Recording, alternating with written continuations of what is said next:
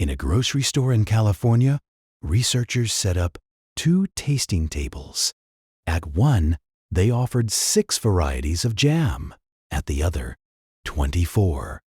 The larger display attracted more curious shoppers. But the table with 6 varieties sold 10 times as much jam.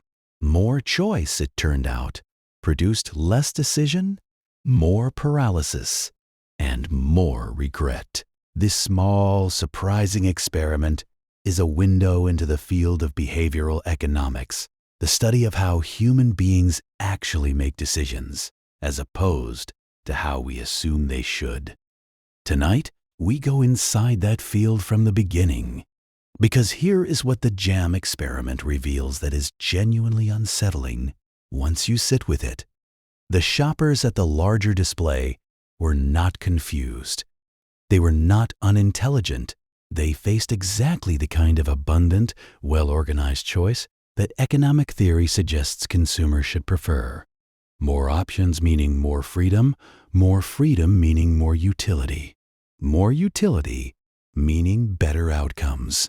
The theory was wrong.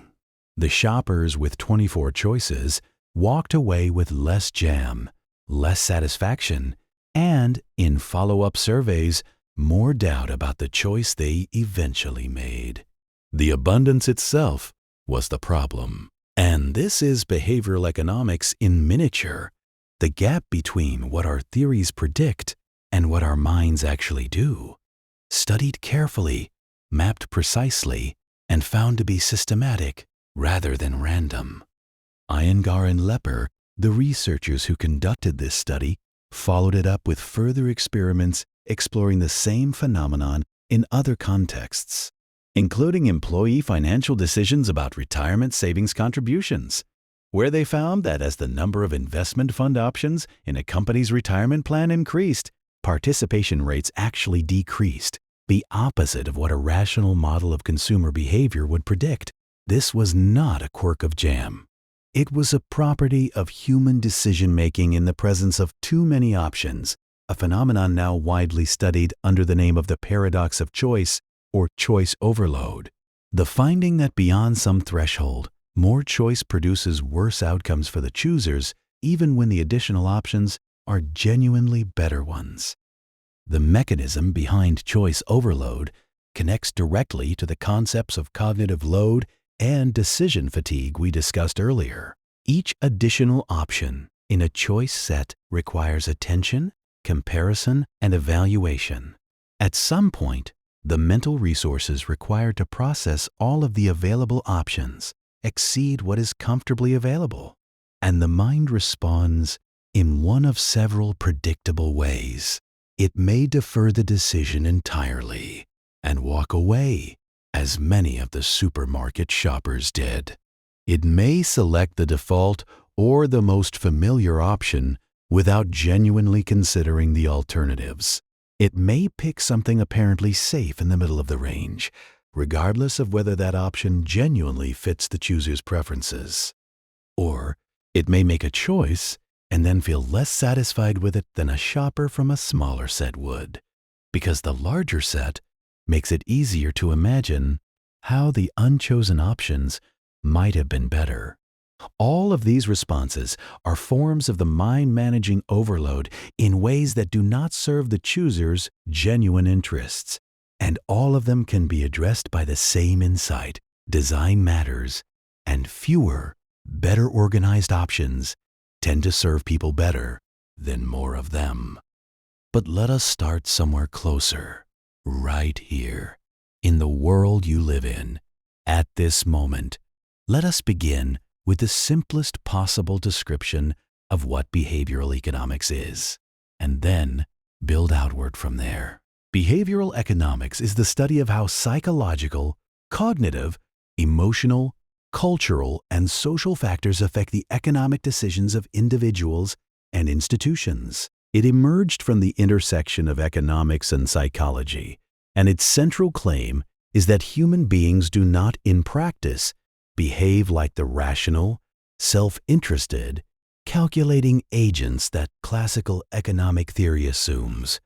Instead, we behave in ways that are predictably, systematically irrational, influenced by a long list of cognitive biases, mental shortcuts, emotional responses, and social pressures that classical economics either ignores or treats as noise.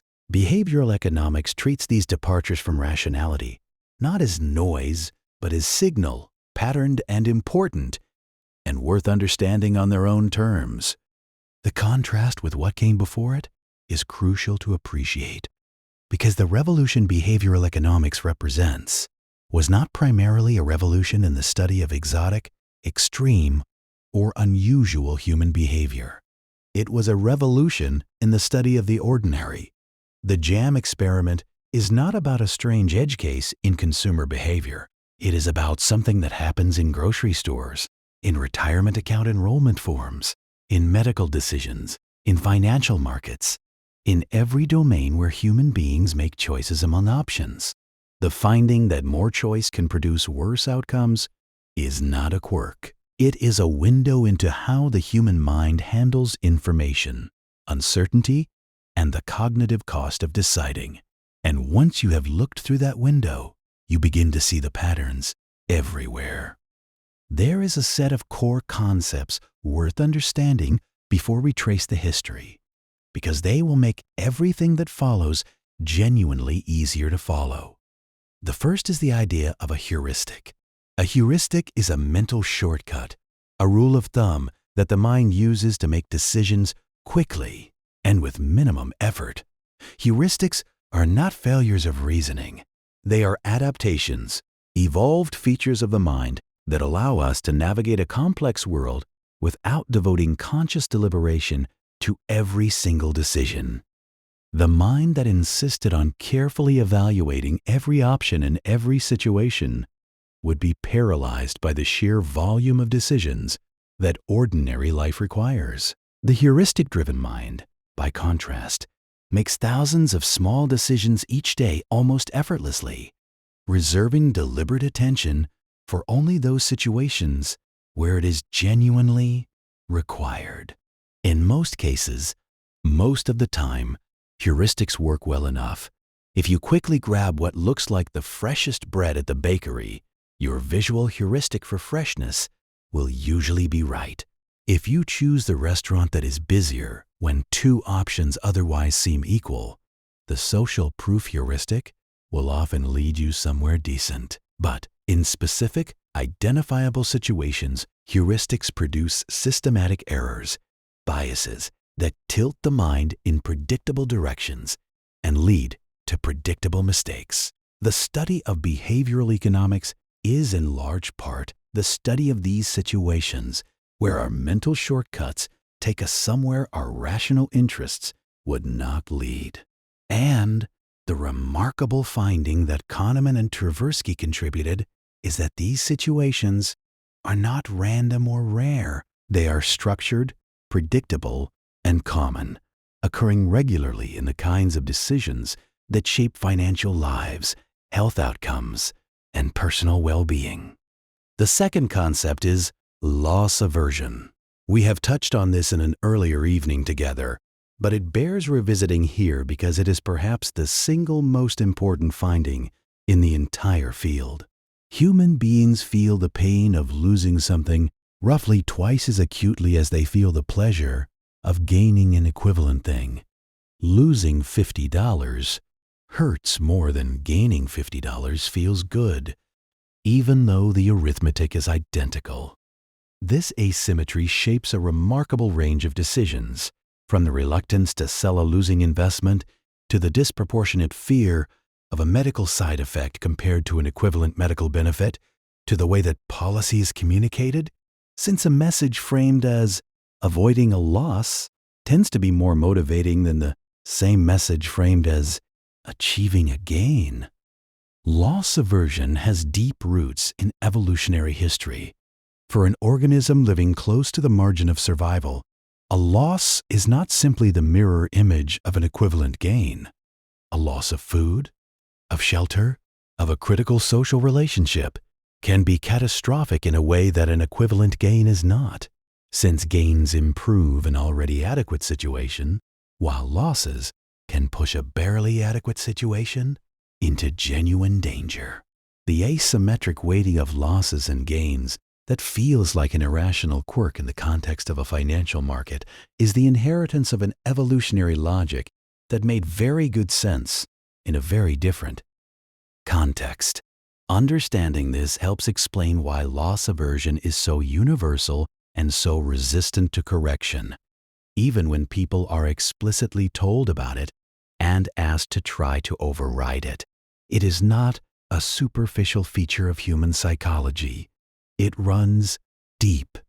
The third concept is what psychologists call cognitive load, the mental effort required to process information and make decisions. Human beings have a limited capacity for deliberate, careful reasoning, and that capacity is depleted by use, by stress, by distraction, and by the number of decisions already made in a given period. Research has documented a phenomenon sometimes called decision fatigue, in which the quality of decisions deteriorates measurably as the number of prior decisions in a day increases, regardless of how consequential those prior decisions were. A judge who has made many rulings before lunch is statistically more likely to deny parole than a judge who has just returned from a break. A doctor who has seen many patients in a long shift is more likely to prescribe something straightforward than to engage in the more cognitively demanding work of genuine diagnostic reasoning. These are not failures of will or character. They are consequences of the fundamental architecture of human cognition, which runs on a resource that is genuinely finite and depletes with use. The cognitive load concept has important practical implications that extend well beyond the laboratory. The complexity of modern life, with its endless streams of emails, notifications, decisions about what to eat and what to buy and how to respond and where to go, imposes a continuous cognitive tax that depletes the very resource required to make important decisions well. This helps explain why financial decisions made late in the day, when cognitive resources are depleted, tend to be worse than those made in the morning. It helps explain why the complexity of tax filing, insurance selection, and financial planning feels not just inconvenient, but genuinely exhausting. And it suggests something important about policy design. When we make important decisions unnecessarily complex, we are not merely being inefficient. We are actively degrading the quality of those decisions by imposing a cognitive cost that most people lack the resources to fully absorb. The fourth concept is the idea of defaults. Because of cognitive load and the effort required to make active decisions, human beings are powerfully influenced by whatever option is presented as the default, the thing that happens if they do nothing. Enrollment in a retirement savings plan, donation of organs, subscription continuation, privacy settings on a digital platform, all of these show the same pattern. The default option, whatever it is, captures a dramatically disproportionate share of outcomes because human beings do not switch away from defaults nearly as often as a fully rational model would predict. The default is not just a starting point. It is, for many people, the final destination, because the cognitive cost of actively choosing otherwise is non-trivial, and because the default itself carries an implicit social signal, a suggestion that this is what most people do, or what the institution recommends. The power of defaults was dramatically illustrated by research comparing organ donation rates across different European countries. Countries with opt-in systems, where citizens must actively register to become donors, had donation rates in the range of 15 to 30%. Countries with opt-out systems, where citizens are presumed to consent unless they actively register their objection, had donation rates in the range of 80 to 95%. The underlying preferences of the populations involved were presumably not dramatically different. The cultures, the values, the individual attitudes toward organ donation were broadly similar across these neighboring countries. What differed was the default, and the difference in outcomes was enormous, far larger than any awareness campaign or financial incentive had ever produced. The default, working through the mechanism of cognitive load and the tendency to leave things unchanged, was more powerful than intention, education, or incentive. The deeper reason why defaults are so powerful connects to something important about the psychology of inaction versus action. In the standard economic model, doing nothing and doing something are equivalent choices, equally deliberate, equally expressive of preference. In the actual psychology of decision-making, they are not equivalent at all. Choosing to act requires effort, attention, and a felt sense of responsibility for the outcome. Choosing not to act, or simply allowing the default to stand, feels less like a choice and more like allowing things to take their natural course, which is associated with less psychological effort and less felt responsibility for whatever results. This asymmetry between action and inaction, documented in many different psychological contexts, is part of what makes defaults so powerful. They are the natural course, the path of least effort, and the path that does not require the person to feel they have done something to bring about the outcome. Understanding this makes it possible to design choice environments that harness the psychology of an action rather than fighting it, aligning the default with the best outcome rather than with whatever happened to be set up first. And the fifth concept, central to everything that follows, is framing. The same objective information, presented in two different ways, can produce two completely different decisions from the same person.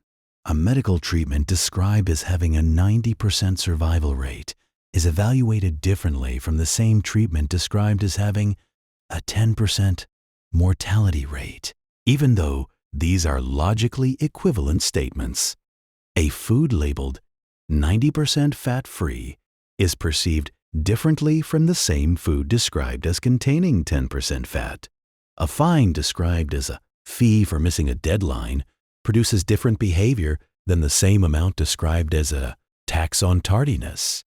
Framing effects are pervasive, powerful, and persistent, meaning that even when people are told about them and warned to watch for them, they continue to be influenced by them because the influence operates at a level faster and deeper than the deliberate reasoning that might correct it. Framing connects to loss aversion in a particularly important way. Because losses loom larger than equivalent gains, how an outcome is framed, as a gain relative to one reference point or as a loss relative to another, dramatically affects how it is evaluated and how motivated people are to pursue or avoid it. This is why the communication of medical information, financial advice, and public health messaging matters so much beyond the factual content. The frame around the facts shapes the decision as powerfully as the facts themselves. Skilled communicators in medicine, in finance, in public health, learn to use this knowledge to help people make choices that genuinely serve their interests. Less scrupulous communicators use the same knowledge to steer people toward choices that serve someone else's interests instead. Understanding framing does not immunize you against it, but it does make you a more careful consumer of the enormous quantity of framed information that reaches you every day. One additional concept worth introducing here, because it cuts across all the others and appears throughout the research in different forms, is the idea of the reference point.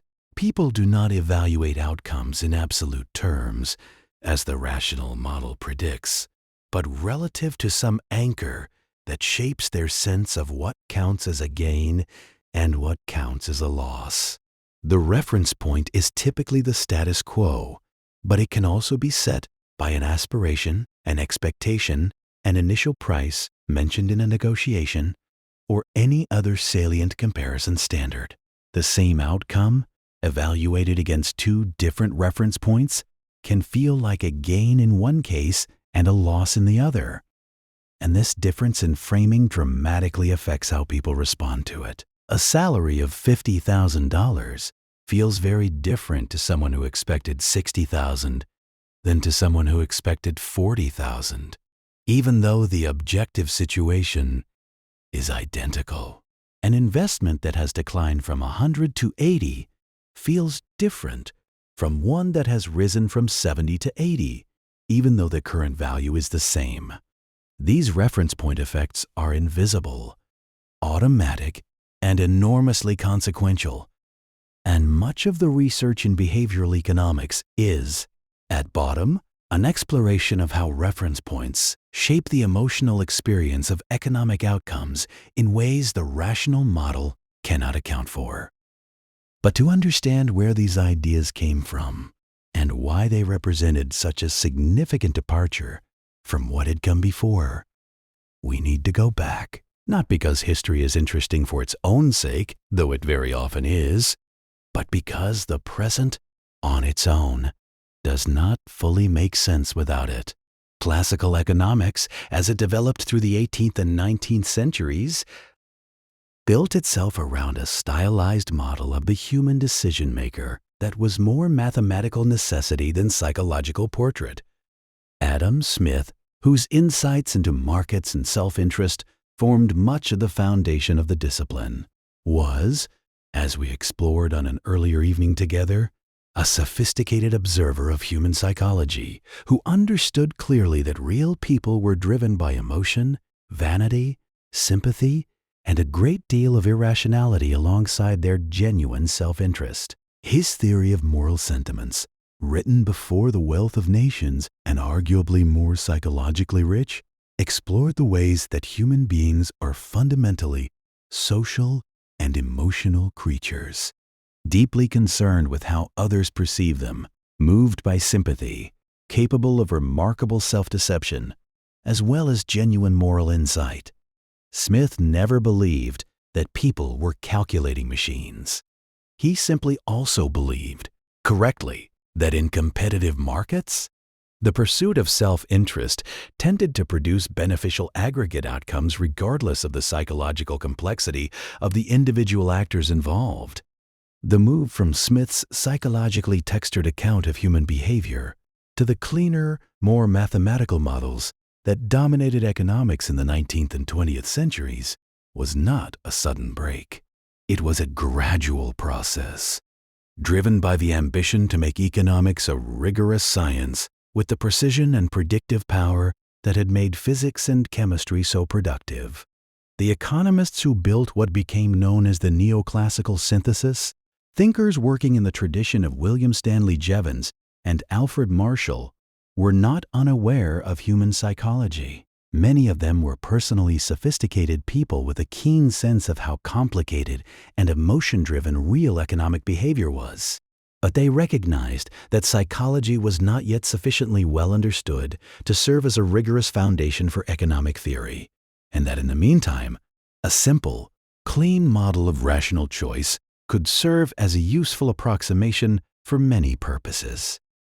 The resulting model, refined and formalized through the first half of the 20th century, assumed that individuals had stable, well-ordered preferences, that they processed information about available options accurately and costlessly, and that they made choices designed to maximize their own utility given the resources available to them.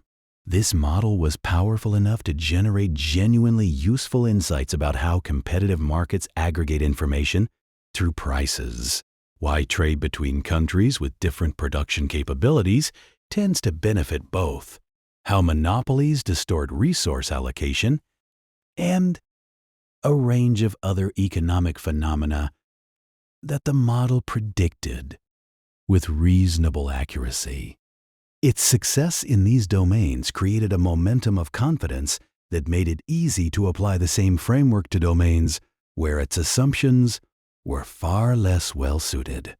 But as economics developed into an increasingly mathematical discipline through the 19th and early 20th centuries, this psychological richness was progressively stripped away in favor of a cleaner, more tractable model.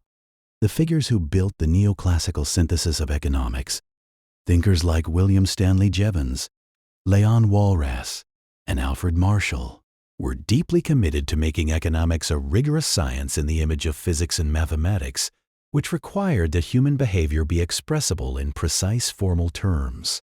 The rational agent, who knew their own preferences, processed information accurately, made decisions that maximized their own utility, and was consistent across time and across different ways of describing the same choice, was exactly the kind of formal construct this project required. He could be expressed in equations. His behavior could be predicted from first principles. The mathematics that described him was elegant and powerful. This model was not adopted because economists believed it was literally true. Many of them understood quite clearly that it was a simplification. It was adopted because it was useful, because it allowed the construction of elegant, predictive theories with real explanatory power in a wide range of economic contexts. Markets in aggregate often do behave as if participants were rational, even when individual participants are not, because the errors of individual actors can cancel out across a large population, and because market pressures over time tend to select against systematically irrational behavior in certain competitive domains.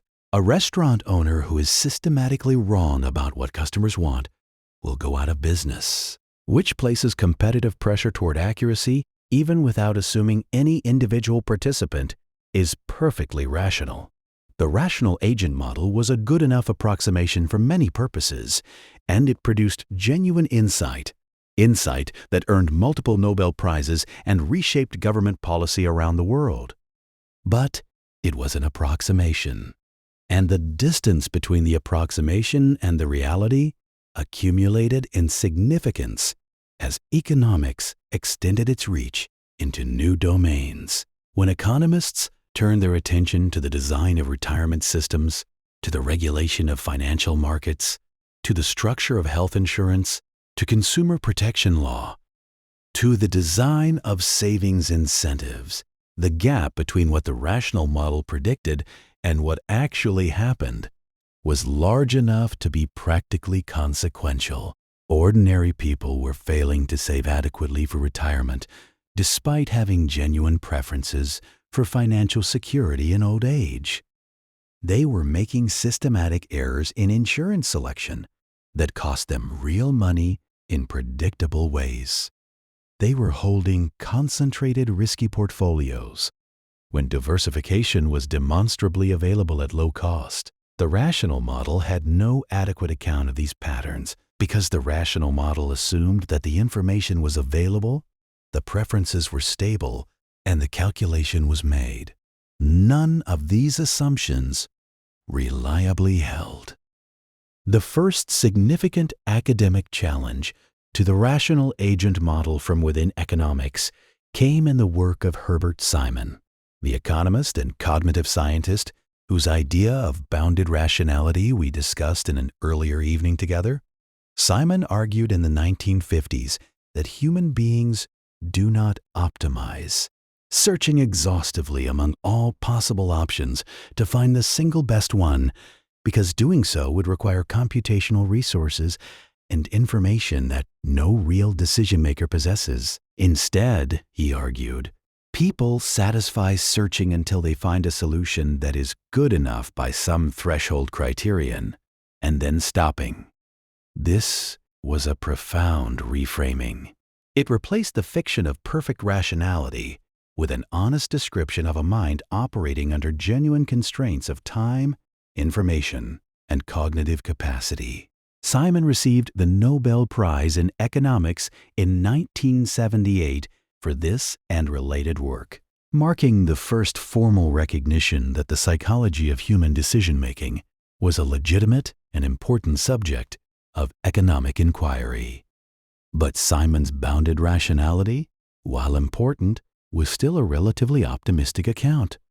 It suggested that humans were rational, just constrained, doing the best they could with limited resources. What Kahneman and Tversky would demonstrate in the 1970s was something stronger and more unsettling, that even within the range of decisions that should be well within human cognitive capacity, even in simple, well-defined choices with clear stakes and readily available information, human judgment departed systematically from rational norms in ways that reflected not merely the limits of computation, but deep structural features of how the mind processes information and evaluates options.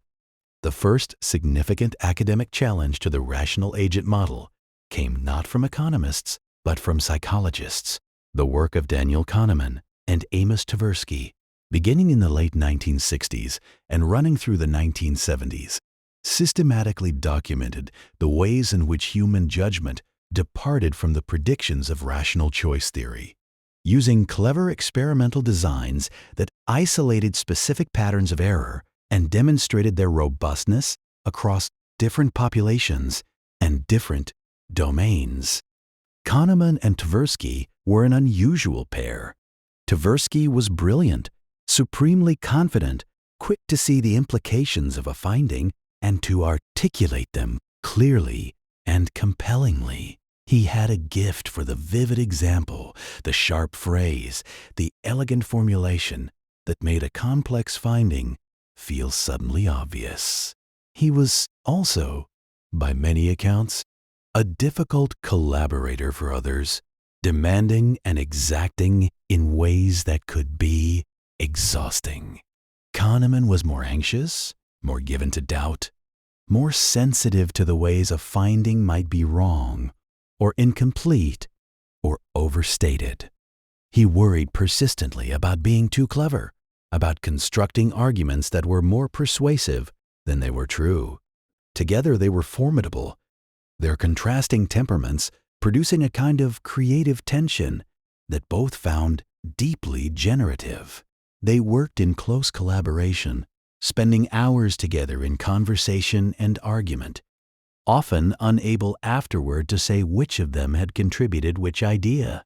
Kahneman would later describe it as the most intensely productive and the most personally significant collaboration of his intellectual life, a friendship as much as a partnership, one that shaped his understanding of both science and of himself. Their collaboration was also, eventually, strained by some of the same human dynamics they had spent their careers studying. As their work became famous and the recognition began to flow, the question of credit and contribution became increasingly fraught. Tversky was widely perceived in academic circles as the more brilliant of the two, the one whose theoretical insights drove the collaboration, a perception that Kahneman deeply contested. He believed, and maintained throughout his life, that the collaboration was genuinely equal, that each had contributed in ways that were not separable, and that the summary judgment of the academic community, however casually formed, was unfair and inaccurate. There was a period of real distance between the two men in the years before Tversky's death, a silence that carries its own bitter irony. Two researchers who had spent their careers documenting the ways that human judgment is distorted by emotion, comparison, and social perception, finding themselves subject to exactly these forces in their own relationship. Before Tversky died, the two men reconciled, and Kahneman has spoken since with great tenderness and lasting sorrow of the loss of his friend and collaborator. When Kahneman accepted the Nobel Prize that Tversky did not live to share, he did so by his own account, in the shadow of that absence, honoring a partnership that had been, whatever its later strains, the defining intellectual relationship of his life. The speech he gave in Stockholm that day was, among other things, a tribute to a friendship and to the kind of deep, productive, sometimes painful intellectual partnership that produces the best science. There is something genuinely moving in this coda to the behavioral economics story. Two people who tried to understand the irrationality of the human mind and who, in the process, lived through all of it themselves. Their early work focused on what they called heuristics and biases, the ways that the mental shortcuts human beings use in everyday judgment lead to systematic, predictable errors. The availability heuristic, the tendency to judge how likely something is by how easily examples of it come to mind, leads people to overestimate the frequency of dramatic events, like airplane crashes, and underestimate the frequency of mundane ones, like car accidents, because dramatic events are more memorable and more widely reported. The frequency of deaths from shark attacks, for instance, tends to be substantially overestimated relative to deaths from more mundane but far more common causes, precisely because shark attacks generate news coverage and memorable imagery that car accidents, in their sheer ubiquity, rarely do. This distortion has real consequences, not just in trivia estimates, but in how people allocate worry, precaution, and resources, spending more time fearing exotic rare dangers and less time addressing common ones. The availability heuristic also helps explain how news coverage shapes public perception of risk in ways that can distort both individual decisions and political priorities. A society that has recently experienced a dramatic terrorist attack will overestimate the risk of future attacks, not because the statistical base rate has changed, but because examples of attacks are now highly available in memory. A person who has recently heard about a neighbor's home burglary will overestimate the risk of burglary in their own neighborhood, even if their neighborhood's actual crime rate is low and unchanged. This is not stupidity. It is a systematic consequence of how memory and availability interact to produce probability estimates. And understanding it should make us appropriately cautious about emotional reactions to vivid recent events, and somewhat more trusting of actual statistical data when it disagrees with our gut estimates. The representativeness heuristic, the tendency to judge the probability of something by how closely it resembles our mental prototype, leads people to commit what Kahneman and Tversky called the conjunction fallacy, judging a specific detailed scenario more likely than a more general one that logically contains it, because the detailed scenario feels more representative of the category we have in mind. In their most famous demonstration of this effect, they described a woman named Linda, characterized as a young philosophy graduate who had been deeply engaged in anti-discrimination and social justice causes during her university years. Participants were then asked which was more probable, that Linda was a bank teller, or that Linda was a bank teller who was also active in the feminist movement. A large majority of participants judged the second option more probable than the first, even though the second must logically be less probable, since it is a subset of the first. The specific coherent story simply felt more likely than the general one, because it fit the prototype more closely. This finding has implications that extend well beyond psychological experiments. In everyday financial and business contexts, detailed, narrative-rich forecasts often feel more credible than simpler, less specific ones, even though the added specificity mathematically reduces their probability. A business plan that tells a vivid story about how a startup will capture market share and scale to profitability feels more convincing than a more honest, more statistical assessment of the typical outcomes for businesses in that category. Even though the vivid story is necessarily less likely to be true than the broader statistical reality it is a subset of.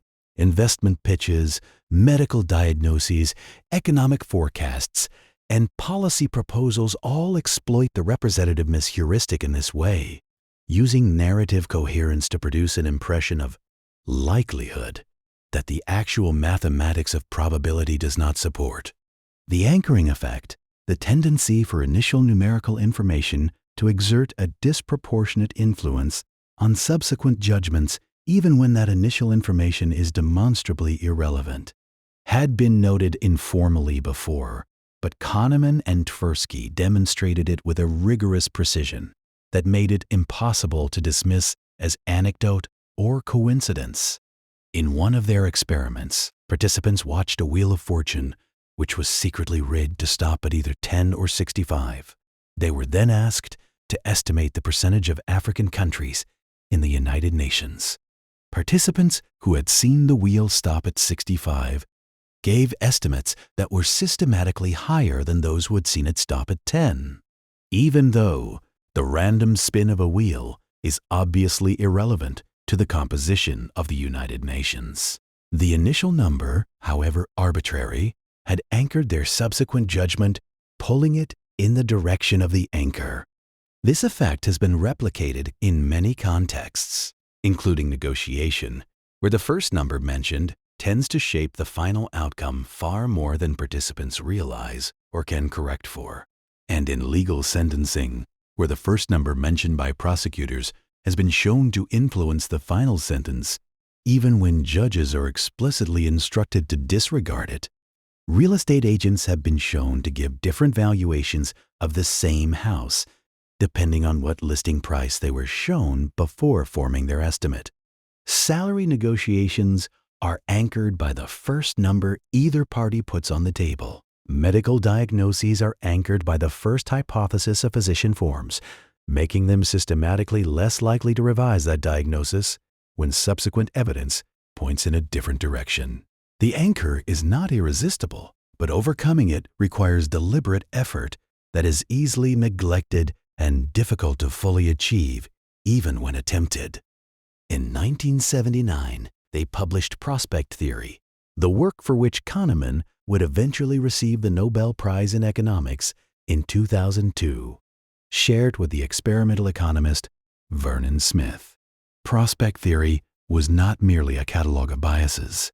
It was a formal mathematical model of how people actually make decisions under risk, an alternative to the expected utility theory that had dominated decision theory for decades, where expected utility theory predicted that people would evaluate outcomes in terms of their final level of wealth and weight probabilities in a linear way.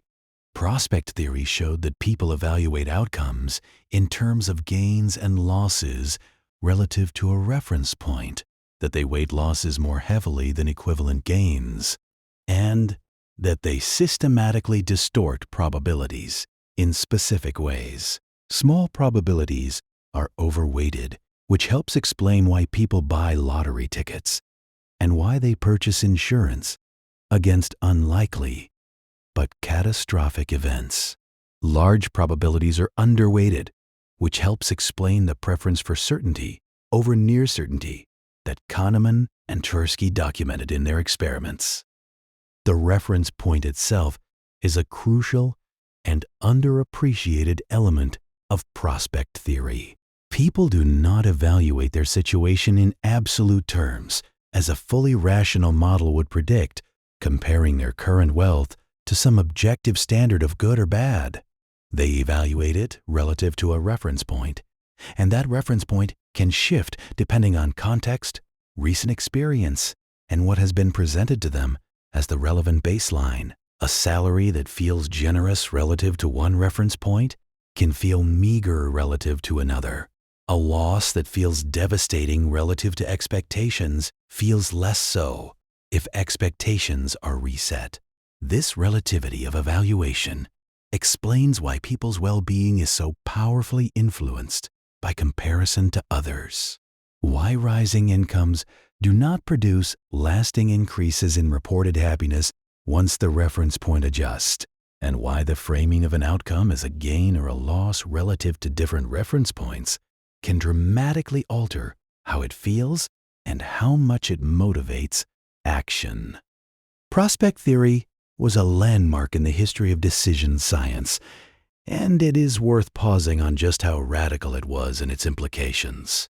If it was correct, then a great deal of the intellectual architecture of 20th century economics was built on a foundation that needed substantial revision. The rational agent who maximized expected utility, who was indifferent between logically equivalent descriptions of the same choice, who weighted probability linearly, simply did not exist as a description of real human decision-making.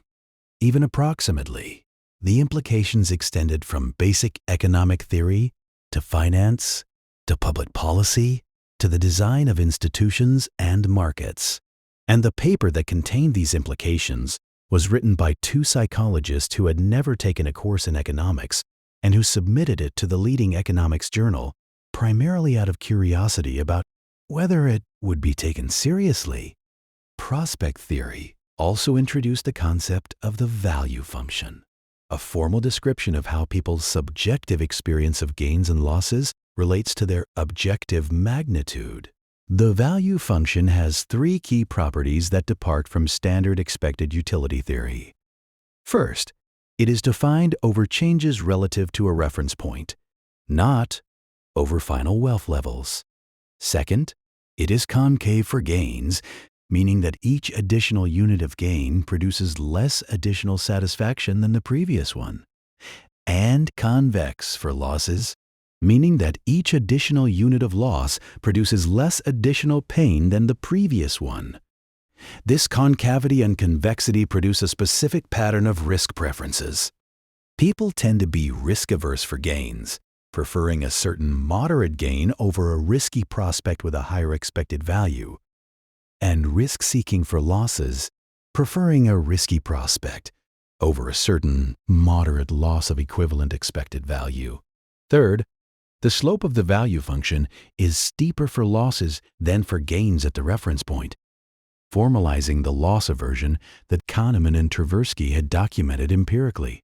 Together, these three properties generate a rich set of predictions about behavior under risk that fit the experimental data far better than expected utility theory had ever managed. The reception of this work in the economics profession was mixed at first, and then gradually, deeply interested.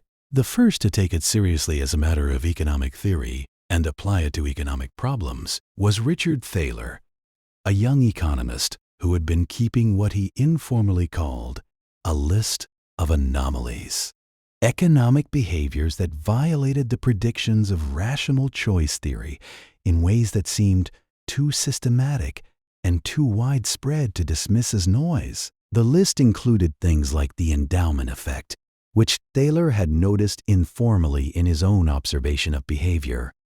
It included the sunk cost fallacy, the tendency to continue projects because of past investment rather than future prospects. It included the reluctance of workers to accept nominal wage cuts even when real wages were declining through inflation, a finding that the rational model struggled to explain.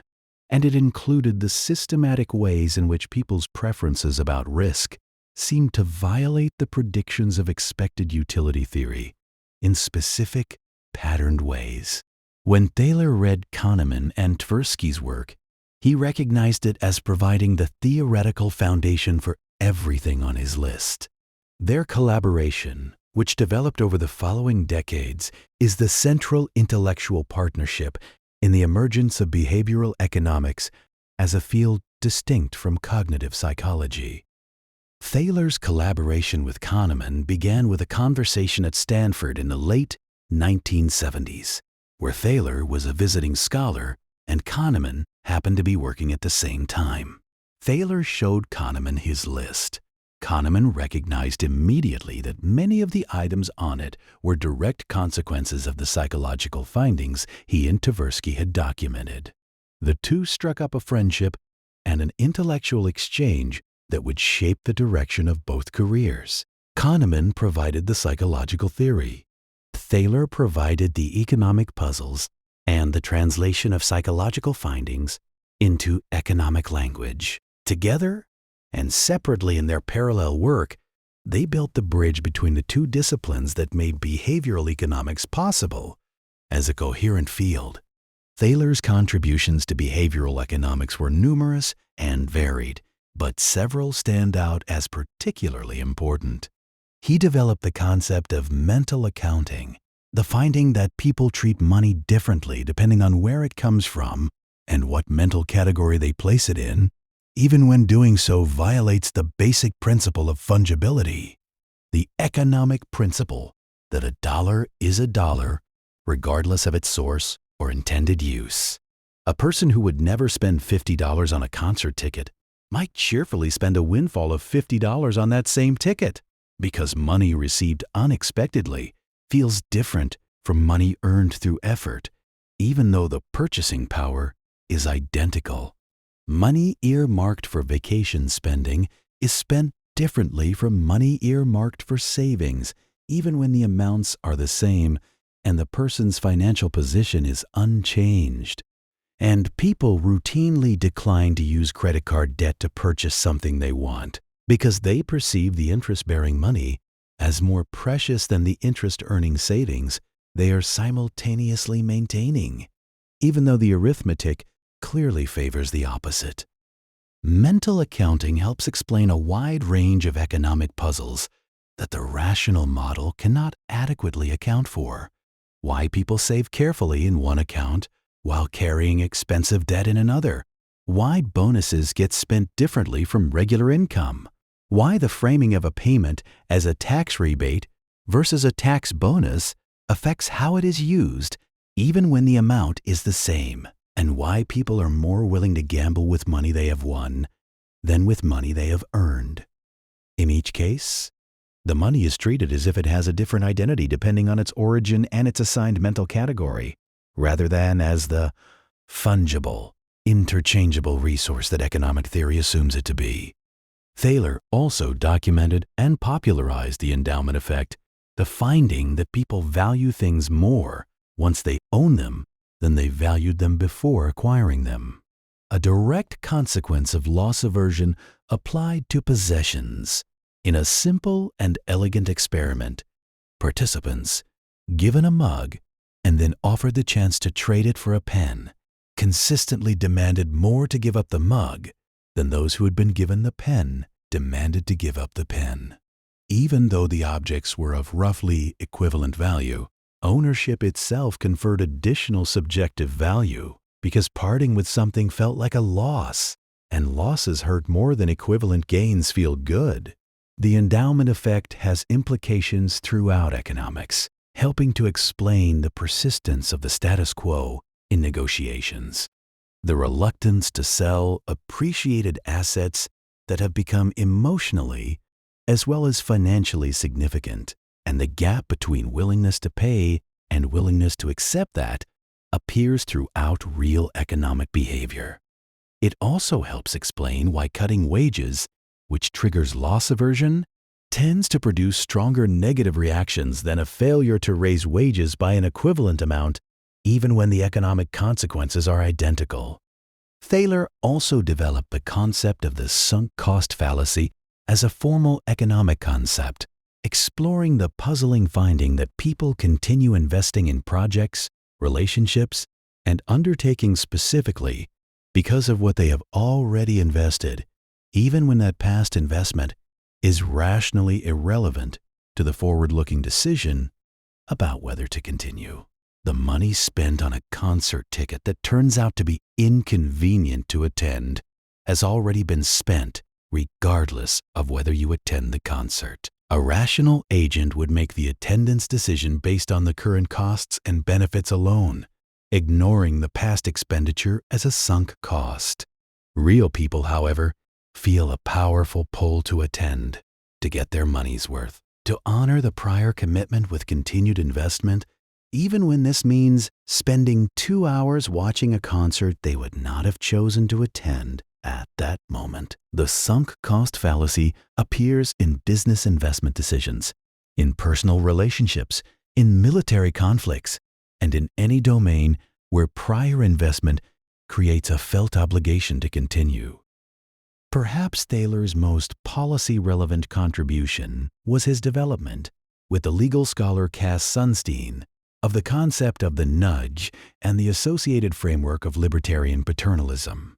The insight was that because people are influenced by the choice architecture around them, regardless of whether that architecture is intentionally designed, the only question is whether it should be designed thoughtfully in ways that help people make better decisions by their own lights, or left to chance, or to whoever happens to design a form or a menu or an enrollment system without thinking carefully about the behavioral consequences of the defaults they set. A nudge is a change in choice architecture that predictably alters people's behavior without forbidding any options or significantly changing economic incentives. It is paternalistic in that it is designed to steer people toward outcomes that are deemed good for them. It is libertarian in that it leaves the freedom to choose differently fully intact. Thaler and Sunstein argued in their influential 2008 book that this combination, sometimes called libertarian paternalism, avoided the most objectionable features of both pure laissez-faire and more coercive intervention, while actually helping people make choices that better match their own long-run interests. Automatic enrollment in retirement savings plans, where people are enrolled by default and must actively opt out rather than actively opt in, is the canonical example of a nudge in action, and the evidence on its effectiveness is striking.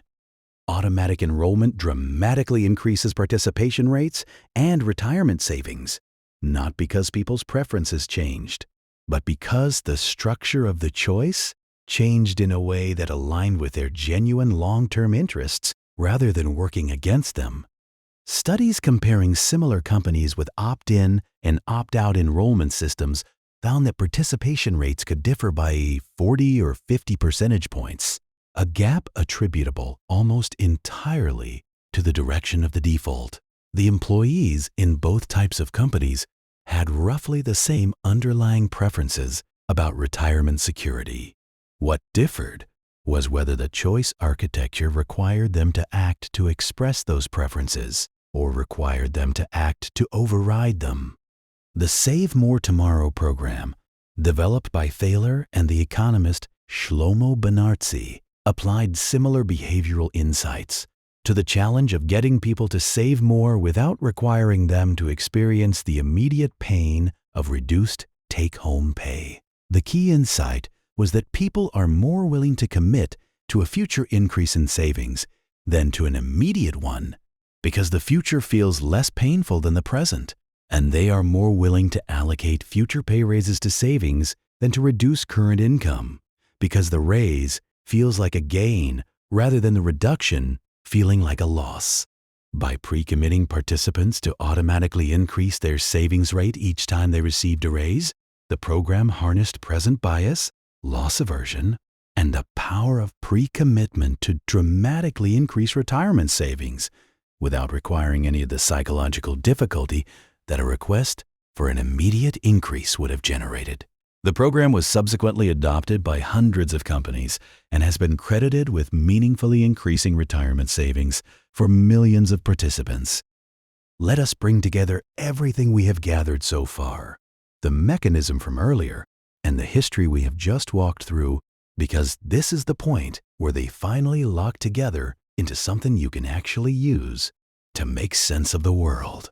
The core insight that behavioral economics offers, once you strip away the individual experiments and the specific biases and the academic debates, is both simple and profound. Human beings are not poorly designed calculating machines. We are social, emotional, historical creatures whose minds were shaped by an evolutionary process that cared about survival and reproduction in a very different environment from the one most of us now inhabit. The mental shortcuts that served our ancestors well in a world of immediate physical threats, limited information, and small social groups produce systematic errors in a world of complex financial instruments. Large, anonymous markets, abundant choice, and decisions whose consequences are delayed by decades. Understanding this does not make us less intelligent or less worthy. It makes us more human, and it opens the door to designing a world that works with our actual minds rather than against them. One of the most striking features of the biases that behavioral economics has documented is how consistently they appear across wildly different cultures, different time periods, and different levels of economic development. Loss aversion has been documented in the experiments conducted in the United States, in China, in India, in Kenya, and in dozens of other countries with very different cultural backgrounds, economic conditions, and educational systems. The anchoring effect appears across populations regardless of their numeracy or mathematical sophistication. Present bias shows up in the saving behavior of subsistence farmers in rural Africa and in the investment decisions of sophisticated portfolio managers on Wall Street. This cross-cultural robustness is not a coincidence. It reflects the evolutionary origin of these biases, which were baked into the human cognitive architecture long before any of the cultural diversity we see today emerged, and which therefore manifest wherever human minds make decisions. Regardless of the specific cultural context those minds are embedded in. This universality has an important implication for how we think about economic development and poverty. There has been a long tradition in development economics of assuming that poor people in developing countries make different kinds of economic mistakes than rich people in wealthy countries. Mistakes attributable to ignorance, to insufficient information, or to the cognitive limitations associated with extreme stress and scarcity. What behavioral economics has revealed is that poor and rich people make largely the same kinds of mistakes, driven by the same cognitive biases, but that the consequences of those mistakes are vastly different depending on the financial cushion available to absorb them.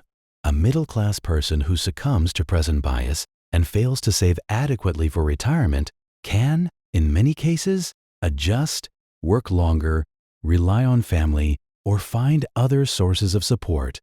A subsistence farmer who succumbs to present bias and fails to set aside enough seed grain for next year's planting may face catastrophe with no fallback. The cognitive vulnerability is the same. The stakes attached to it are radically different.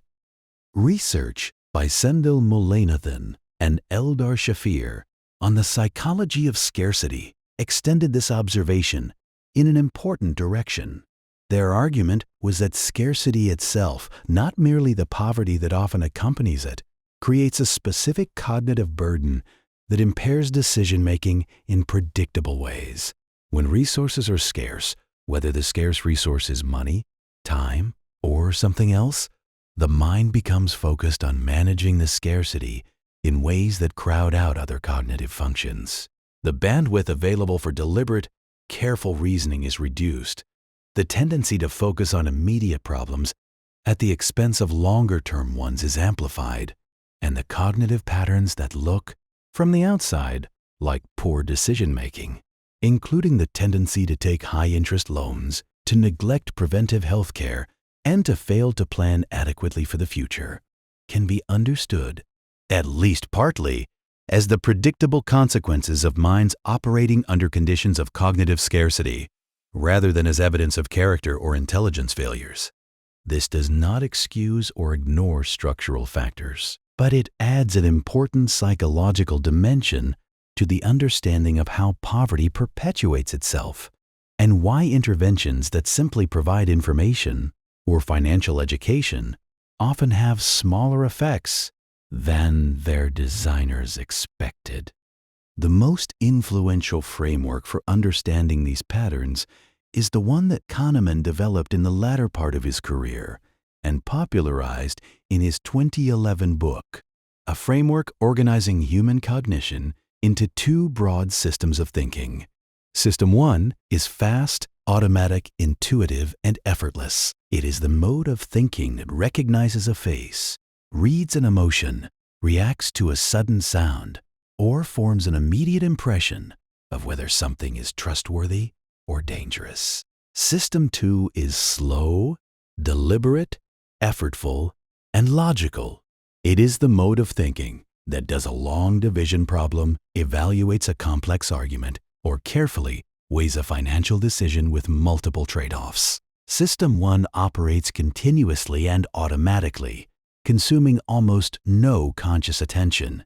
System 2 is recruited only when something requires it, is easily fatigued, and is easily distracted. The framework is enormously useful, but it is worth being clear about what it is and what it is not.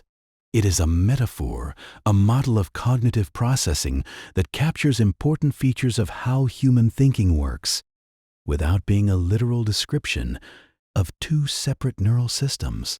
Researchers have debated the extent to which the brain actually separates processing in the way the System 1, System 2 framework implies, and the most careful users of the framework, including Kahneman himself, are clear that it is a simplification intended to illuminate patterns rather than a precise neuroanatomical claim.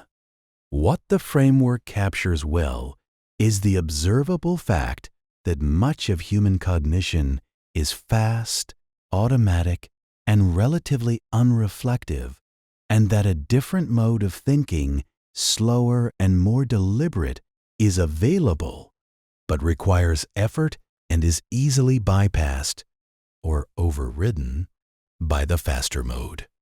The crucial point about this framework is that most of the cognitive biases and decision errors that behavioral economics has documented are products of System 1 operating in situations where System 2 would produce better outcomes, but where System 2 fails to be recruited, either because the situation does not trigger the awareness that careful deliberation is needed, or because the cognitive resources required for System 2 reasoning are not available, or because System 1 produces an answer that feels sufficiently confident that System 2 sees no reason to question it. The availability heuristic is System 1 operating on ease of mental retrieval rather than actual probability. Loss aversion is System 1 responding to the immediate emotional salience of loss versus gain, rather than to their arithmetic equivalents. Anchoring is System 1 using the nearest available number as a starting point without System 2 noticing and correcting for its irrelevance. The conjunction fallacy is System 1 matching to prototype rather than calculating probability. In each case, System 1 produces an answer quickly and confidently, and System 2, which could catch the error if engaged, simply does not engage, either because no alarm was raised or because the deliberative capacity was occupied elsewhere. Knowing about these dynamics does not make you immune, but it does give you a better map of where to be cautious and when slowing down is likely to improve the outcome. If you are making a large financial decision under time pressure, your System 1 is running the show in circumstances where System 2 would produce better results. If you are evaluating a risk that is emotionally vivid and recently discussed, your probability estimates are being shaped by availability rather than by base rates. If someone has named a number in a negotiation before you have formed your own anchor, your sense of what is reasonable is already being pulled toward theirs. These are the specific situations where deliberate effort to slow down, to consult statistics rather than gut feeling, and to consider alternative framings can meaningfully improve the quality of decisions. There is a practical corollary to the System 1, System 2 framework that is worth naming explicitly. Cognitive capacity is genuinely limited and genuinely depletable.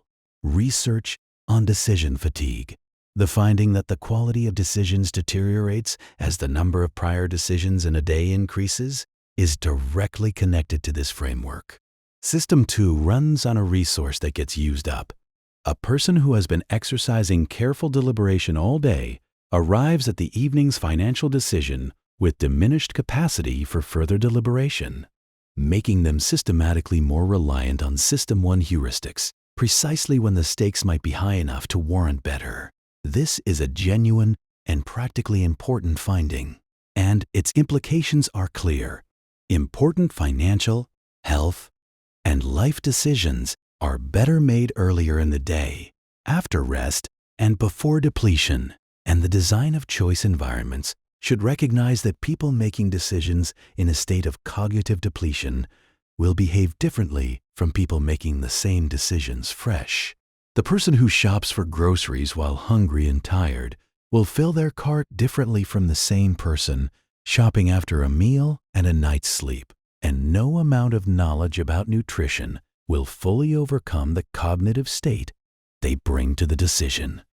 The field of behavioral economics has grown substantially since the foundational work of Kahneman, Tversky, and Thaler, and it has been applied to an enormous range of practical problems in finance, health, public policy, and beyond.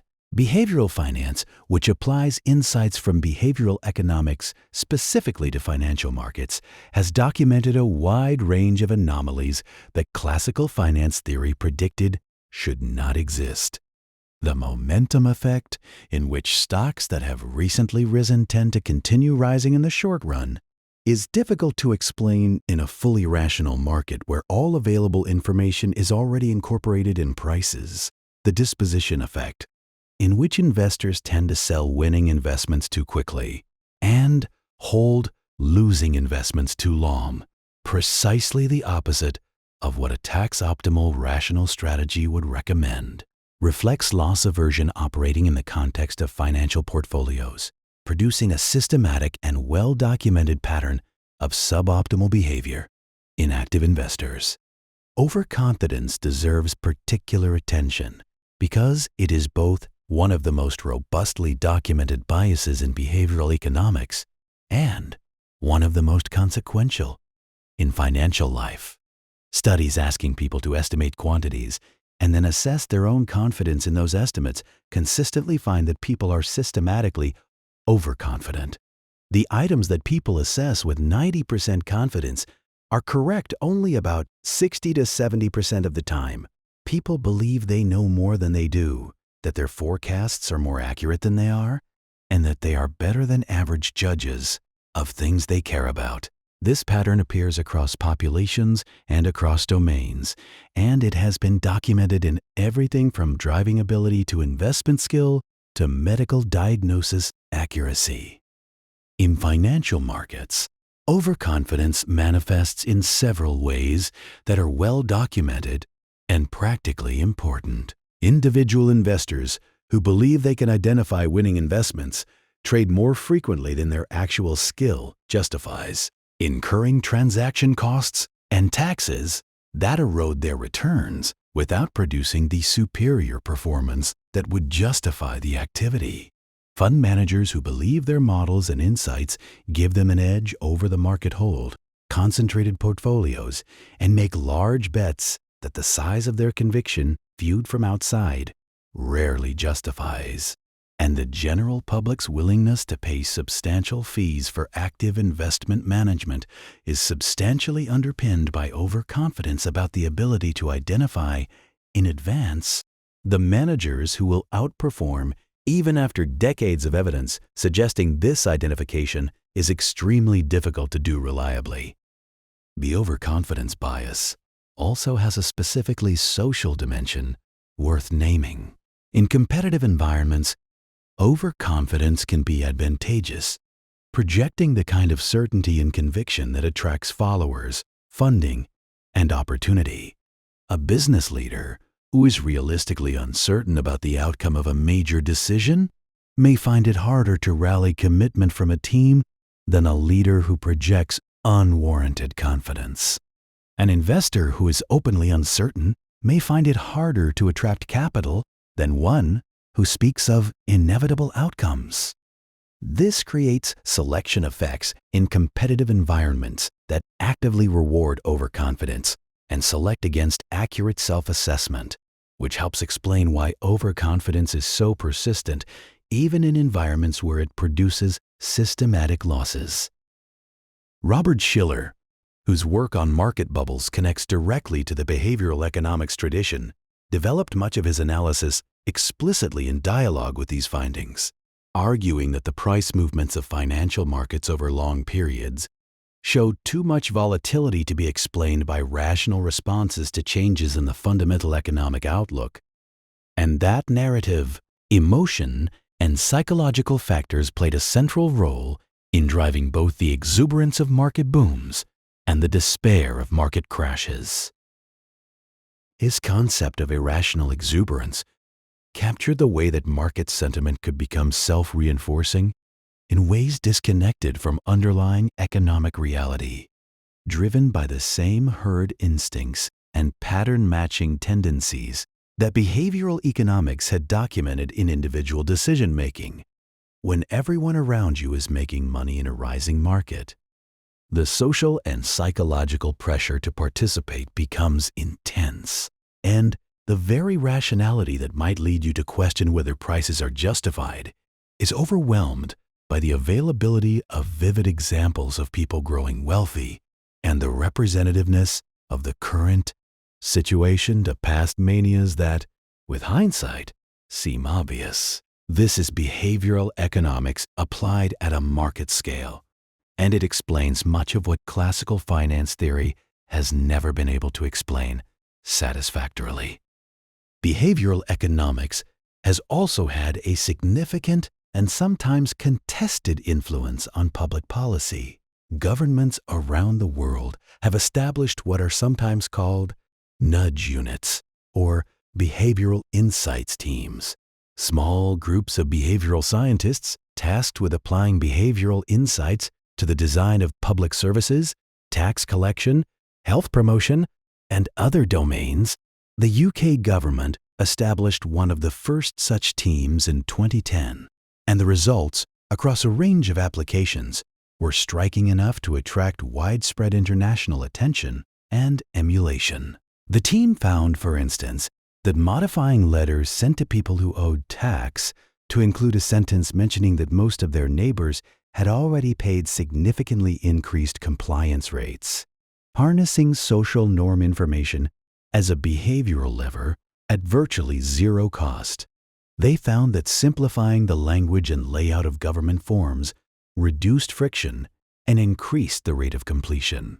They found that personalizing communications to acknowledge the specific situation of the recipient increased engagement and response rates compared to generic messages. The social norms finding deserves a fuller treatment because it represents one of the more powerful and practically applicable insights that behavioral economics has generated. Human beings are deeply social creatures, and one of the most powerful inputs into our own behavior is our understanding of what people like us typically do. When people learn that their neighbors have, on average, lower energy consumption than they do, their own energy consumption tends to decrease, not because an argument was made or a financial incentive was offered, but because the social comparison activated a desire to conform to the perceived norm. This effect is robust across many domains. Knowing that hotel guests typically reuse their towels increases towel reuse rates. Knowing that most people in a workplace donate to the charity drive increases donation rates. Knowing that tax compliance in a peer group is high increases tax compliance. The informational content of social norms operates through something deeper than rational calculation. It taps into the social identity layer of the mind, the layer that cares about fitting in, about being a normal and accepted member of the relevant group, about not being the person who does something that most people, apparently, do not do. This social dimension of financial behavior is one of the most important and least discussed factors in how people actually manage money.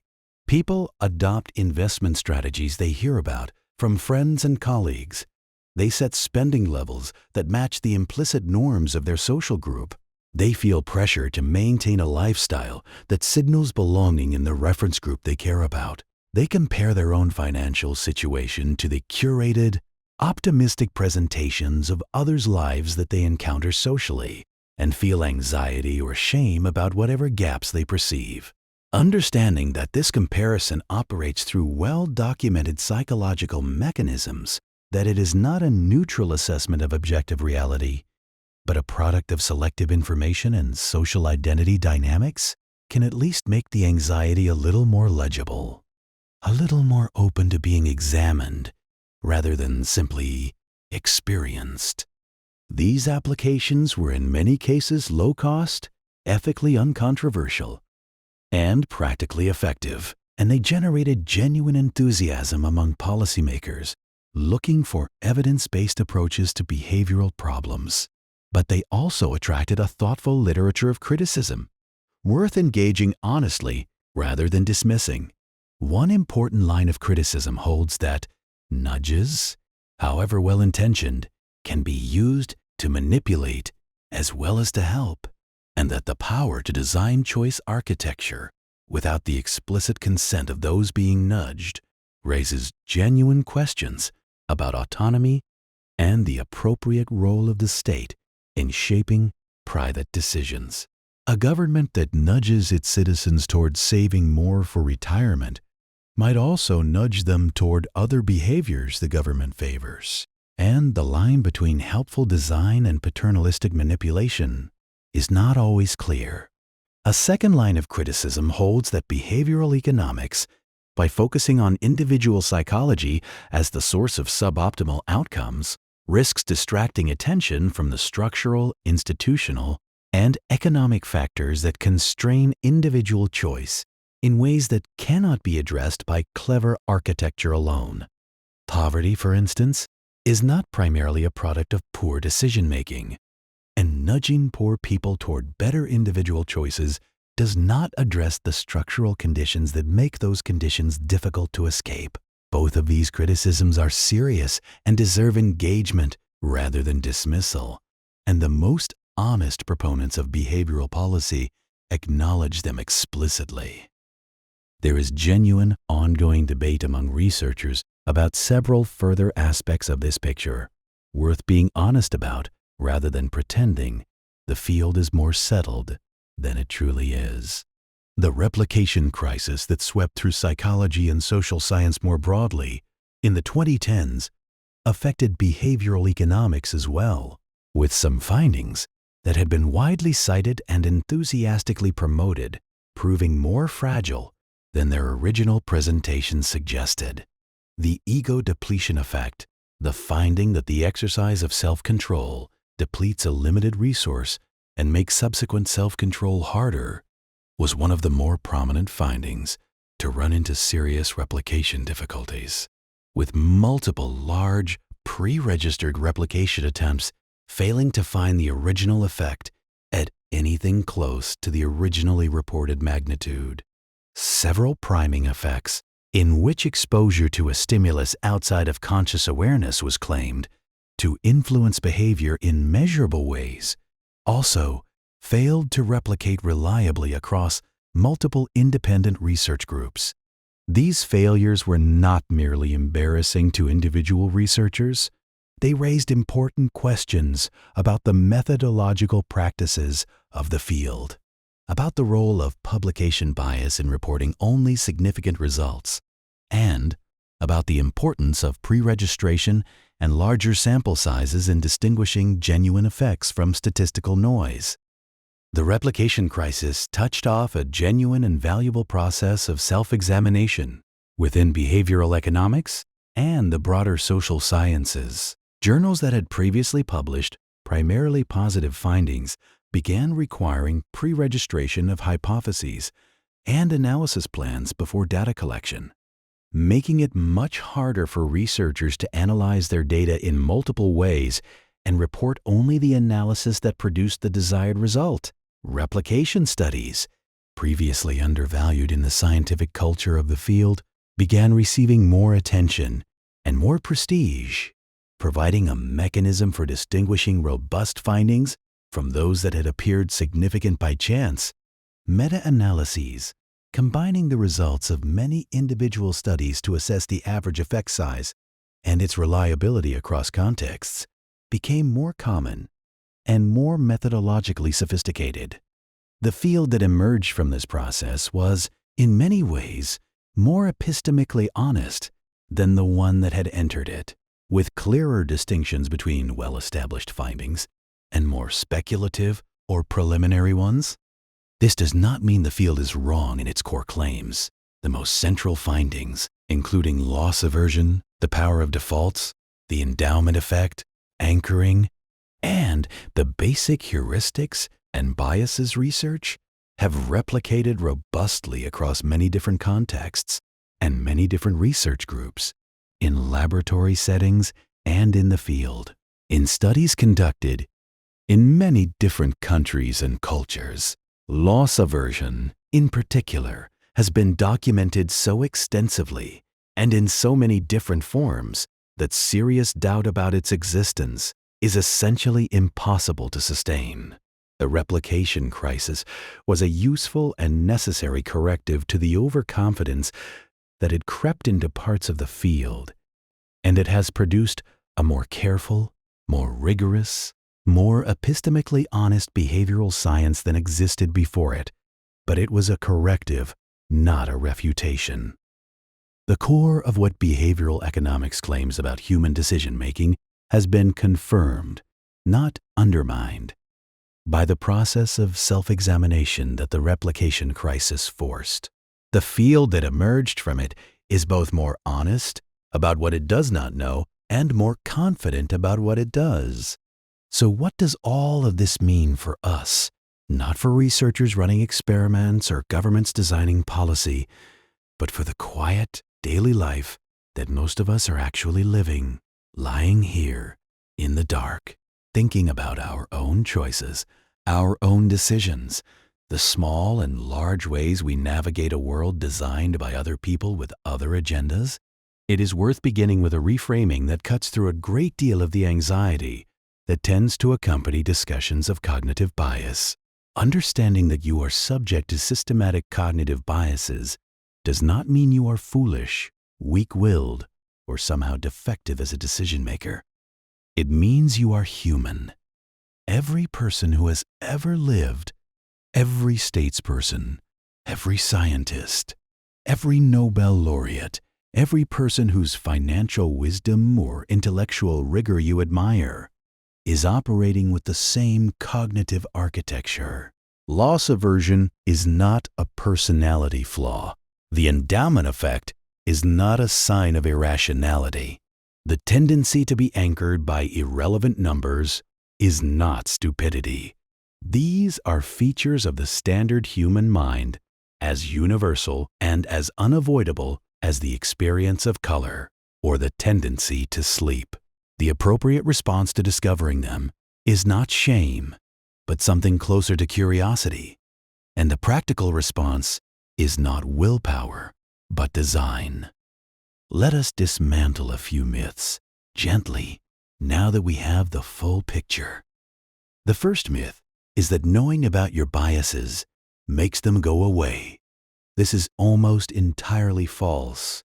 Kahneman himself, who has spent his entire career studying cognitive biases in painstaking detail, has freely admitted that his own judgments remain subject to many of them. He still experiences the pain of loss more acutely than the pleasure of equivalent gain. He still finds himself anchored by initial numbers in ways he can sometimes catch and sometimes cannot. He has described the somewhat disorienting experience of watching himself make a judgment he knows to be biased, catching it in real time, and still being pulled by it. Understanding the availability heuristic does not recalibrate your probability estimates. Understanding framing effects does not make you immune to them. What knowing about biases does do is something more modest, but genuinely useful. It tells you where to be suspicious of your own judgment, where to build in deliberate pauses, where to seek outside perspectives, and where to design systems that protect you from your own predictable tendencies in those specific contexts where those tendencies are most likely to mislead. The second myth is that cognitive biases are rare exceptions to otherwise rational thinking. This underestimates both how common and how consequential they are. The biases documented by behavioral economics are not edge cases that appear only in unusual or extreme situations. They appear in everyday decisions about food, money, health, time, relationships, and risk. They appear in the decisions of sophisticated professionals as well as ordinary consumers. They appear in high-stakes choices where you might expect careful deliberation to override them, and in low-stakes choices where you might have expected the irrelevance of the outcome to remove any emotional loading. Financial professionals who thoroughly understand loss aversion still experience the emotional pull of holding losing positions longer than is rational. Doctors who know about anchoring still show anchoring effects in their diagnoses. Judges who are told to disregard an irrelevant number still show it in their sentences. The ubiquity of these effects across populations, contexts, and stakes is precisely what makes behavioral economics a significant finding about human nature, rather than a collection of laboratory curiosities. The third myth, and perhaps the most important for practical life, is that the rational thing to do in response to cognitive bias is simply to try harder to be rational. The nudge insight challenges this directly and productively. Trying harder to be rational in the moment of decision is a strategy with a poor track record because it requires deploying System 2 deliberation precisely in the moments when System 1 is most powerfully active, when the decision involves emotion, when you are tired or stressed or distracted. When the frame presented to you is skillfully designed to exploit your default tendencies, a better strategy, and one that behavioral economics has developed considerable practical wisdom about, is to make good decisions in advance. When the stakes feel lower and the emotional loading is lighter, and to build structures that carry those decisions forward without requiring you to refight the same battles in the moment. The person who decides, in a calm and reflective moment, how much they want to spend on clothing this year, and then puts that amount on a prepaid card, does not need to exercise willpower in the store.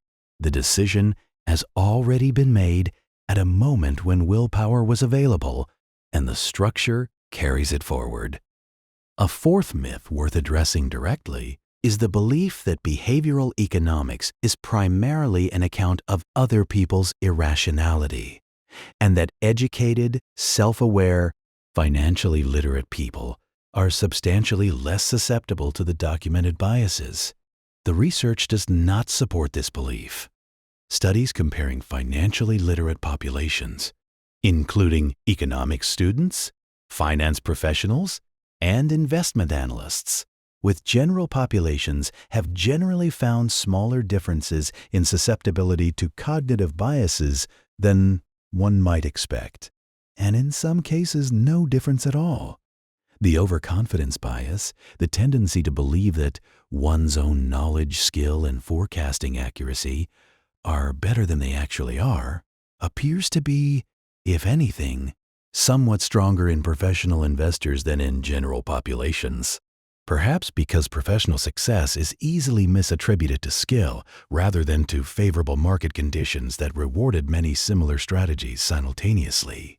Financial expertise protects against some specific errors in domains closely related to the expertise, but it does not confer general immunity against cognitive biases, and the belief that it does may actually be harmful, causing financially sophisticated people to relax vigilance in exactly the situations where they should be most cautious. There is a natural question that tends to surface right about now. If these biases are this universal, this deeply embedded in human cognition, this resistant to correction even when people know about them, what is the point of knowing about them? The answer is more useful than it might first appear. Understanding the patterns does not switch them off. Knowing about the availability heuristic does not make your risk estimates perfectly calibrated. Knowing about loss aversion does not make you equally responsive to gains and losses. But it does something important. It tells you where your mind is most likely to lead you astray, so that in those specific situations, you can slow down, ask a different question, seek a different perspective, or build a structure that protects you from your own predictable tendencies. What behavioral economics offers, at its most practical, is a map of the specific terrains where extra caution is warranted. When you are making a large financial decision and you feel certain you are right, ask whether you might be overconfident and deliberately seek out the most compelling case for the opposite view before committing. When you are evaluating a risk and it feels vivid and frightening, check whether that vividness is tracking actual probability or is an artifact of how recently or dramatically it appeared in your awareness. When someone presents you with a first offer in a negotiation, pause before reacting to it and consider what your own assessment would be if you had formed it before hearing their number. When you are deciding whether to continue investing in something, ask yourself explicitly whether you would start this project today given your current knowledge, and answer the question honestly, rather than with reference to what you have already spent. And when you are designing a choice for yourself about something you genuinely value, but consistently fail to act on, ask whether you can remove the friction of choosing in the moment by committing to it in advance, or by making the good option the default rather than the active choice. None of these are magic. None of them make you immune to bias, but each of them is a practical application of what behavioral economics has learned about how the human mind makes decisions, applied to the real, specific situations where that knowledge is most likely to make a material difference. The nudge insight is genuinely powerful, precisely because it sidesteps the fantasy that knowing about a bias is sufficient to correct it. Instead of trying to change how people think in the moment of decision, which is difficult and unreliable, it focuses on changing the structure of the environment in which people make decisions. Aligning that structure with what people actually want for themselves, rather than with what their in-the-moment impulses push them toward. You can apply this insight to your own life in small, practical ways. Automating the savings contribution means you never have to muster the willpower to set it aside in the moment when spending would feel more immediate and pleasurable. Removing unhealthy food from your home means the friction of accessing it is real rather than merely theoretical. Scheduling a specific time for an uncomfortable task means you have made the decision in advance when the emotional cost of it is lower, rather than in the moment when avoidance feels easier. Putting your phone in another room while you sleep means you are not relying on willpower in the groggy, vulnerable moment of waking to resist the pull of immediate distraction. In each of these cases, the logic is the same. Rather than trying to be more rational in the moment, you are designing a situation in which the rational choice is also the easy choice, the path of least resistance, rather than the path of most effort. There is a deeper principle here that is worth naming explicitly, because it is the most practically important thing behavioral economics offers to individual lives. The principle is that your future self is not the same as your present self, that your future self will face the same cognitive limitations, the same emotional loading, the same susceptibility to framing and anchoring and present bias that your present self faces, and that the wisest thing your present self can do for your future self is not to rely on that future self to exercise better judgment in the moment, but to arrange circumstances so that the moment offers fewer opportunities for the judgment to go wrong. This is the logic behind pre-commitment devices, behind cooling off periods for major financial decisions, behind the recommendation to write down what you intend to do before you enter a situation that might change your mind. It is not a counsel of despair about human judgment. It is an honest accommodation of its actual architecture, one that treats the limitations of in-the-moment decision-making as engineering constraints, rather than moral failings to be overcome by sufficient willpower. Behavioral economics has also generated insights about the role of simplicity in good decision-making that are worth carrying into everyday life. Research consistently shows that the complexity of a choice environment, the number of options, the amount of information, the number of decisions required, significantly affects the quality of the decisions that emerge from it. Simplified choices, with fewer options and clearer information, tend to produce better outcomes for most people in most contexts. Not because people are unable to handle complexity, in principle, but because the cognitive resources required to handle it are limited and depletable, and are often not available in the moments when important financial decisions need to be made. The person who has fewer, simpler options for their retirement savings, rather than a bewildering array of 60 funds with similar-sounding names and similar-looking performance charts, will often make better choices than the person with more options, simply because the cognitive load of the choice is low enough that their system too can actually engage with it. There is a final reflection worth offering before we close, one that touches on something deeper than any of the individual findings. Behavioral economics, taken as a whole, is not fundamentally an account of human irrationality. It is an account of human specificity. The biases it documents are not random departures from some universal standard of correct reasoning.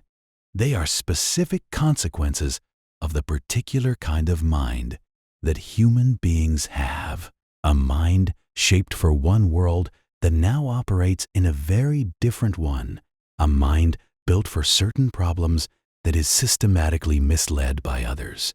Loss aversion is not a bug. It is a feature of a mind adapted to protect scarce resources in a world of genuine scarcity. Present bias is not a defect. It is the reasonable response of a mind evolved in a world where the future was radically uncertain and immediate needs were pressing and tangible. The availability heuristic is not a failure. It is a brilliant adaptation that works well for most purposes and misleads in specific, identifiable ways. Present bias, in particular, deserves a fuller account than it often receives because it is one of the most practically consequential biases in everyday financial life. Present bias is the systematic tendency to overweight the present relative to the future, to prefer a small reward now over a larger reward later, in a way that reverses when both options move into the future. If you offer someone the choice between receiving $10 today or $12 tomorrow, many people choose the $10 today. But if you offer the same person the choice between $10 in a year and $12 in a year and a day, the same people consistently choose to wait for the $12. The extra delay is identical in both cases, but in the first case, the reward is present and concrete, and the delay feels like a genuine sacrifice, while in the second case, both rewards feel equally future and abstract, and the rational preference for the larger amount asserts itself clearly.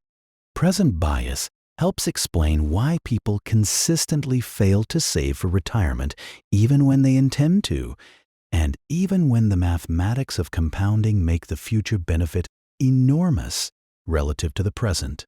Sacrifice. The future self who will need the savings is an abstraction, difficult to visualize and easy to discount. The present self who wants to spend the money is vividly real, with immediate desires and immediate pleasures.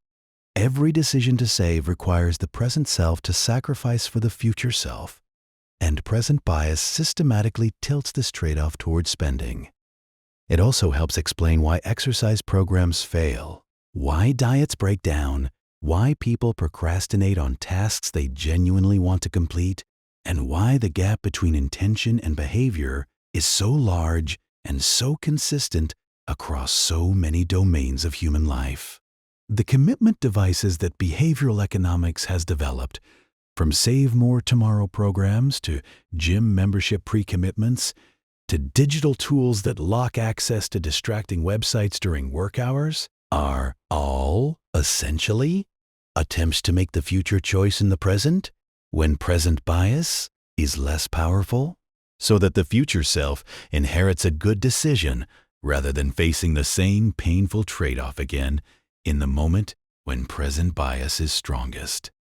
Understanding this does not minimize the practical importance of the biases or excuse the harms they produce when they lead people toward financial ruin or health catastrophe or socially harmful decisions. But it does place them in a context that makes them intelligible and, in some sense, dignified. They are part of the same cognitive architecture that allows you to recognize faces, to empathize with strangers, to understand language, to plan for the future, to navigate complex social relationships, to feel joy and curiosity. You cannot have one without the other.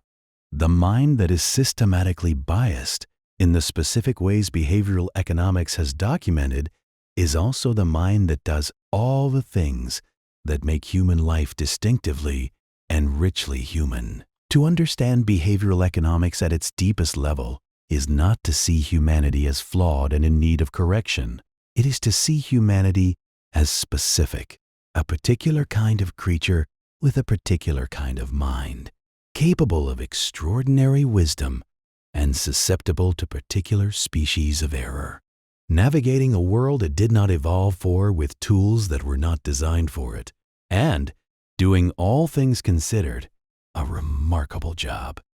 So, what do we do with all of this, in practical terms?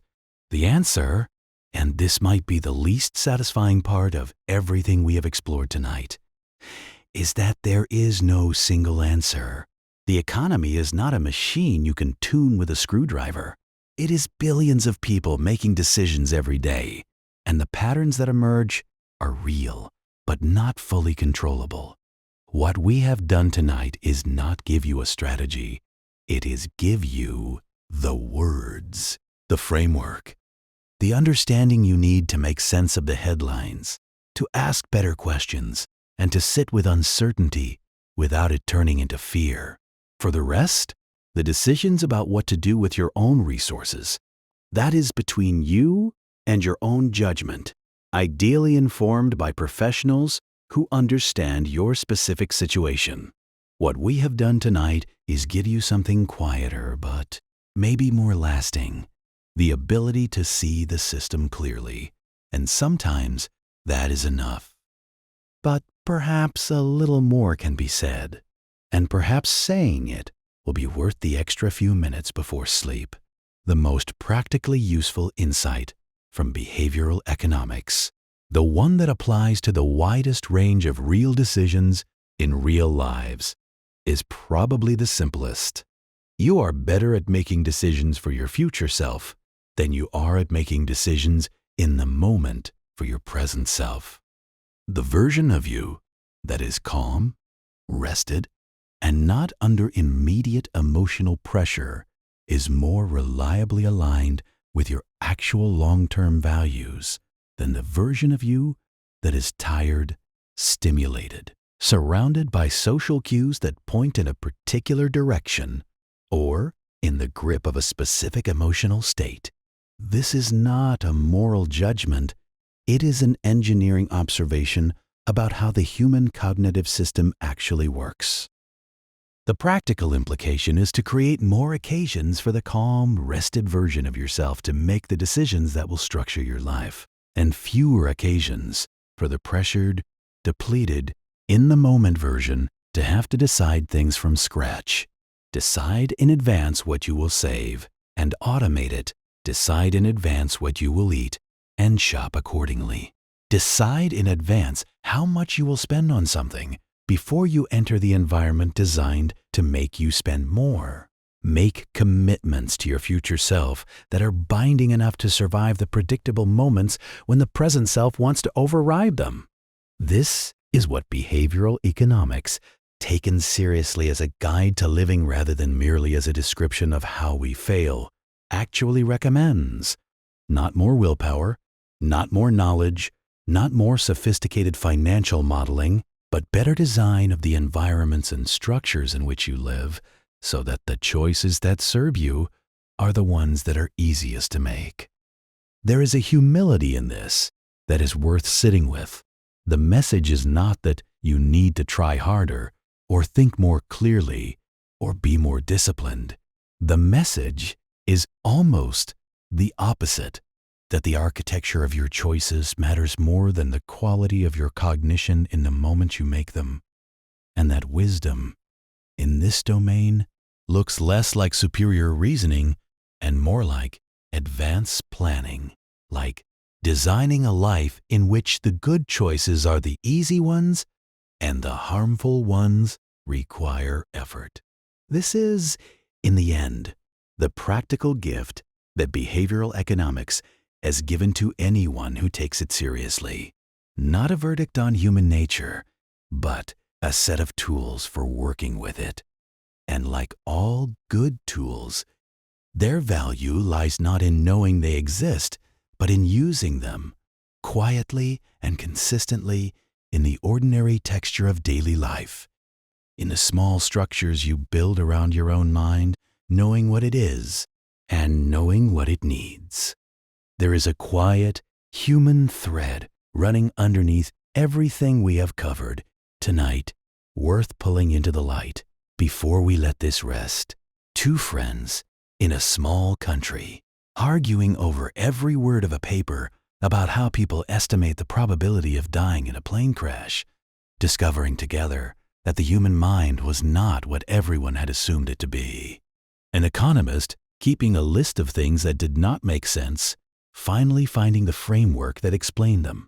A field that began as an outsider's critique of an established discipline and became, over decades, central to how governments and corporations and individuals think about the design of choices and the nature of decisions. Kahneman lost his collaborator and friend, Maurice Tversky, to cancer in 1996. Before the Nobel Prize was awarded, the prize cannot be given posthumously. So Kahneman received it alone in 2002, though he has been consistent in his view that the work was genuinely joint, that the finding is genuinely shared, and that any account of behavioral economics that minimizes Tversky's role is incomplete. Tversky had been widely regarded, in the academic community that knew him, as one of the most brilliant minds in cognitive psychology, someone whose theoretical intuitions were almost invariably right and whose arguments were almost impossible to win once he had committed to a position. The Nobel Committee's recognition of the work arrived too late for the person many believed had contributed the most to making it possible. There is something fitting about this, and also something genuinely painful. A field built on studying the ways that our judgments about value are shaped by comparison and context, honored in a ceremony that could not quite encompass the full scope of who had earned the recognition. Thaler received his Nobel in 2017, a recognition that confirmed the mainstreaming of behavioral economics as a discipline. By the time Thaler received the prize, the field had spawned hundreds of university research centers, reshaped the practice of public policy in many countries, and influenced the design of retirement savings systems, health insurance markets, consumer financial products, and an enormous range of other real-world systems. The ideas that had seemed marginal and provocative in the 1970s had become central to how sophisticated institutions thought about behavior and decision-making. You are lying there now, in the dark, perhaps thinking faintly about a choice you made today that, in retrospect, feels slightly puzzling. The thing you bought, you did not quite need. The thing you avoided because it felt too costly in some way you cannot quite articulate. The default you did not change because changing it would have required a kind of effort that was not available at that moment. The option that felt right because it was the middle one, or the most familiar one, or the one that a friend had recommended, or the one that the screen was designed to make you see first. These moments are not failures. They are not signs that you lack discipline or intelligence or the capacity to make good decisions. They are the ordinary working of a mind shaped by millions of years of evolution, doing its best in an environment it was never designed for, using the tools it has, which are remarkable and limited at once. The gem study that opened tonight's conversation was not an indictment of the shoppers who froze before 24 options. It was a discovery about what abundance does to a mind that was not built for it. A mind that works best when the number of available choices is small enough to hold and compare, and that struggles when the menu grows beyond what the working memory can easily encompass. Think for a moment of the grocery store itself as a piece of architecture. Every element of its design reflects accumulated knowledge about how human minds respond to stimulus, to placement, to lighting, to sequence, to scarcity signaling, to social proof. The products at eye level have been placed there deliberately. The fresh produce at the entrance is positioned to create impressions of health and abundance that favorably influence the rest of the shopping experience. The unhealthy, impulsive purchases near the checkout exploit the decision fatigue that accumulates across a shopping trip. The music tempo has been calibrated in some stores to affect the pace of movement. None of this is conspiracy. It is applied behavioral science, some of it sophisticated and evidence-based, some of it intuitive and traditional, all of it reflecting the understanding that the architecture of a choice environment powerfully shapes the choices made within it. You move through dozens of such designed environments every day, most of them built by people who understand, at some level, how the nudging works. The app on your phone that notifies you at exactly the moment your resistance is lowest. The insurance upsell at checkout that frames the small additional cost in a way designed to make declining feel like taking on risk. The restaurant menu that prices certain items to make others seem reasonable by comparison. The credit card offer that buries its long-term cost in small print while foregrounding the immediate reward. Understanding behavioral economics is not only an academic exercise. It is, in a modest and practical way, a form of self-defense, an ability to notice the architecture you are moving through and to ask, occasionally, whether the choice you are making is genuinely your own or is the one the environment was designed to produce. The world we live in was designed by other people, often with great care, sometimes with less. And the invisible architectures of choice that surround us every day reflect the accumulated decisions of businesses, governments, designers, and engineers about what defaults to set and what options to present in what order and how to frame the information that reaches us. Behavioral economics is in part the study of how powerful these architectures are, and understanding it gives you a slightly clearer view of the designed world you move through, a little more awareness of the ways it is gently, constantly nudging you in directions you may or may not choose to go. The economy is not a natural disaster happening to you. It is a human creation, shaped by human choices made across centuries, by people solving the problems directly in front of them with the tools they happen to have. And the choices we make inside it, the daily, ordinary, seemingly small decisions about what to buy and what to save, and what to risk and what to fear, are shaped by a mind that is doing its best with what it has, in a world it was never designed for. toward ends that are sometimes clear and sometimes murky, through mechanisms that are only now becoming visible to scientific inquiry. Behavioral economics did not discover that humans are irrational. It discovered that humans are consistent in ways that are predictable, that the patterns in our behavior can be mapped, that the architecture of our decisions can be understood, and, sometimes, improved. This is, when you sit with it, a deeply hopeful finding.